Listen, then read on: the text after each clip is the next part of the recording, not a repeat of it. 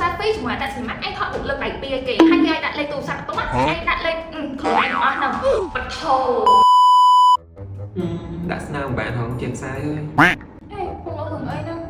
នេះឃើញគេថាដាក់ស្នាមបានងាយៗតែខ្ញុំដាក់ស្នាមដែរបានហើយចង់មានគាត់ដាក់ស្នាមបានចឹងចុំអានមកដែរទៅដល់នេះនេះគេដាក់ស្នាមបានសោះដល់មកពីយើងដាក់គ្រប់លក្ខខណ្ឌទេ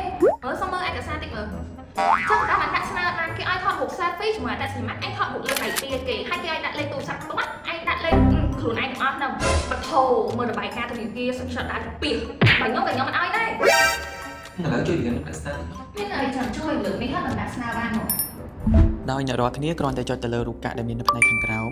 រួចជ្រើសរើសទម្រង់ដែលអ្នកទាំងអស់គ្នាចង់ធ្វើការដាក់ស្នើបំពេញព័ត៌មានទៅតាមការស្នើសុំដែលមាននៅក្នុង Mobile App រួចធ្វើការត្រួតពិនិត្យព្រមទាំងចុចដាក់ស្នើ